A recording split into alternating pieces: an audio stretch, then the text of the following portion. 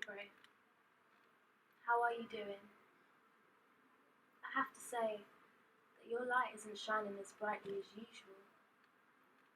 Head is low, as if it's ready to punch the ground beneath you. I don't know what happened to us, and when I say us, I mean our community. It's as if every single time we try to rebuild our empire, the walls fall through. The light bulbs flicker curiously at the shadows until the darkness surrounds the room. Blackout.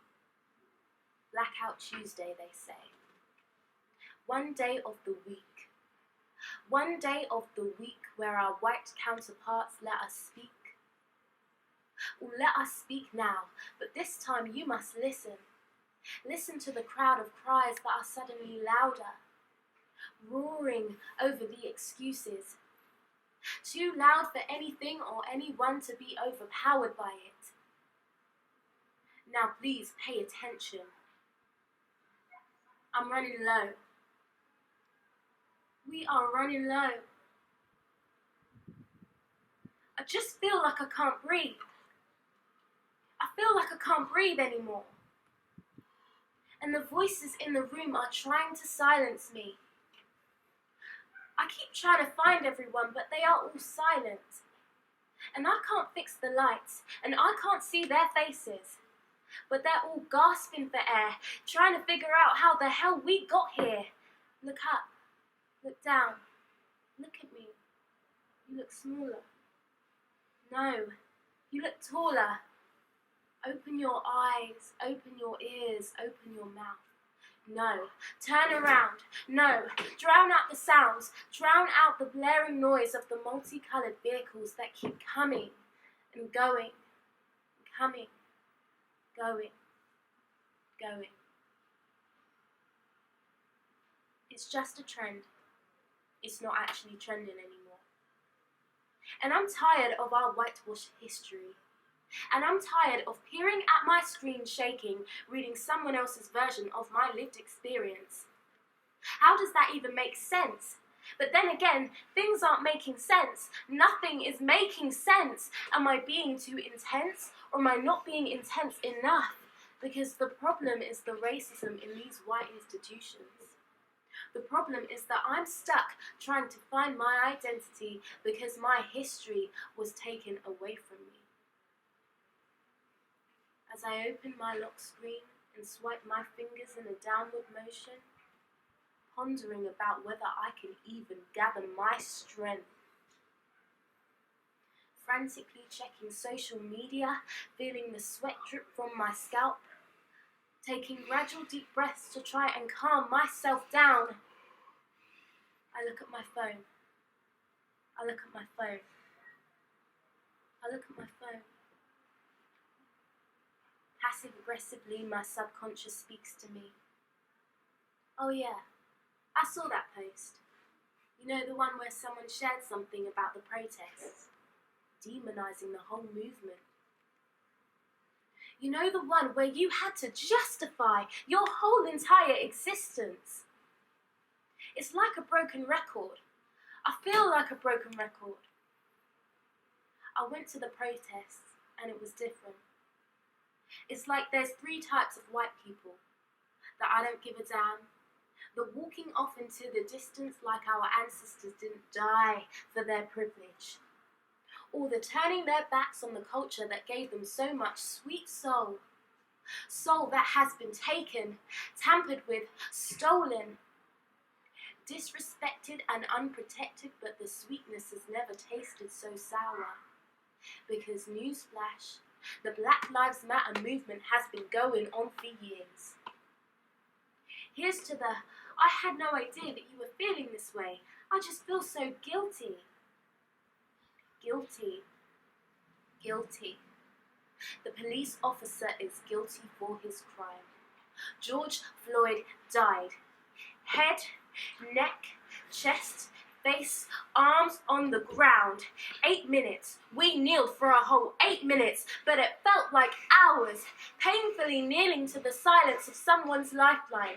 But this place that we like to call home is meant to be our lifeline. And as I watch you on this bench, it makes me think about the front line. The front line standing as the structure of this bench, holding on for dear life, holding on to the hope of not being chipped away by the very hands that touch it. Sometimes I come here and think about what our world would look like if we weren't so divided. Sitting here thinking about how we are going to move forward as a collective. But it's just a trend. It's not actually trending anymore. Should I make eye contact? Should I smile graciously at the very hands who once disgraced me? Would it be easier if I internalized all of the opinions and dealt with all this white superiority? Would it be easier if I went along with someone else's personal status quo? Would it be easier if I praised you for sharing a few posts? But it's just a post. No, it's not just a post. The only way that we can begin to shift this turmoil is to hold certain people accountable. Yes, you are accountable. You are going to hear us. You are going to hear me. Passive aggressively, my subconscious speaks to me. Lock us in places that triggers vulnerability. Exposure to the infectious particles dispersed into the air. Glazing over the insidious signs of sickness, scattering statistics all over the solid dirt. Dirt that compresses into the ground that stands as the ones that were forgotten fragility, white fragility. Instead of taking real time to understand what white privilege is about, they fling their privilege up in the air because when it doesn't concern them, they don't really care. But now they care. So they scream and they shout. They exhausted our very beings, soak up our strength until we run dry, undermining the exact experience that they will never know anything about, undoubtedly drained from the social media accounts. Dip their hands into a bowl of heat infused by the very creators of our system. So finally, we stand up, moving our limbs from side to side, lifting our arms upright to the sky, rotating our necks because the fight for our frontline continues to go on.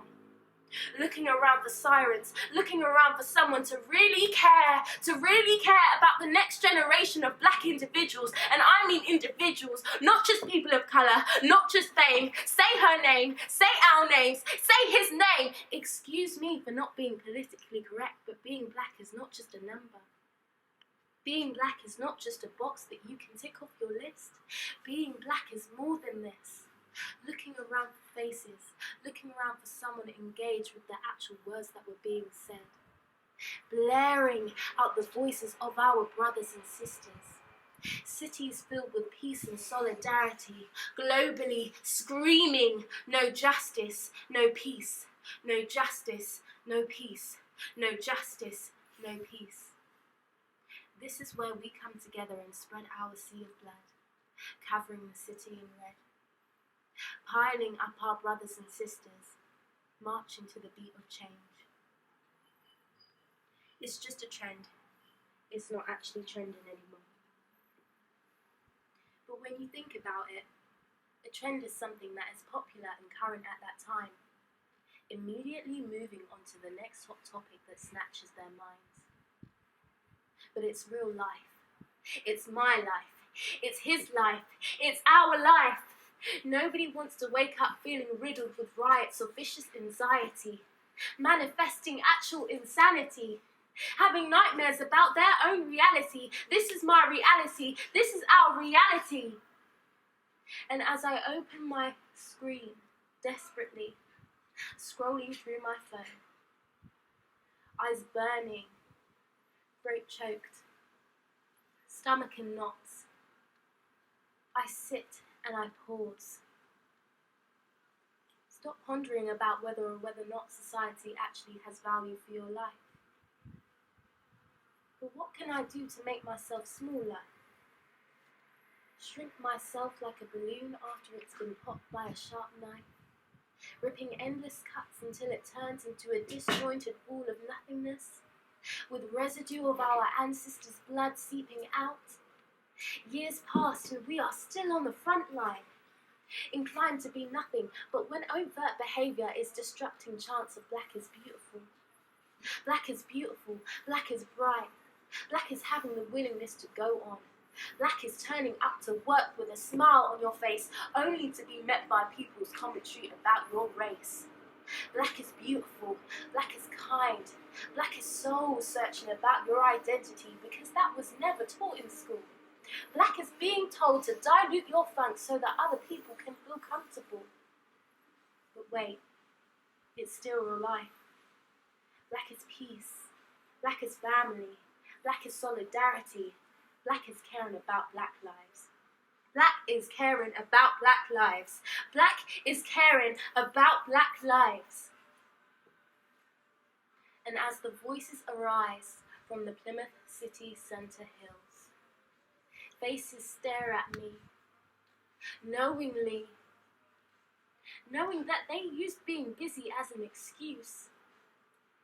As we reach for normality, we realise that the same situations are happening. Oh, are you uncomfortable? Does this string of words make you uncomfortable? Let me define being uncomfortable. Being the only black person in the room. Being stopped by the police. Being stereotyped as angry. Being told that you don't have a history because the history was written by the winners at that time. Well, guess what? Black is the winner this time. And as you walk through the city, as your feet hit the pavement, look up. Don't look down. You're frowning as if somebody told you some bad news. Speaking of which, have you seen the news? It's like watching my whole life on a TV screen. Exhaustingly, my subconscious says to me, I will not get stuck in a suppression trap. I will not be afraid to fight back. Lift your head up like it's been touched by your ancestors, because you represent the lineage, the fine line that connects us all to each other. This city is filled with dreams, filled with stories, filled with history. Finally, we press pause on the oppression and we fast forward to the future.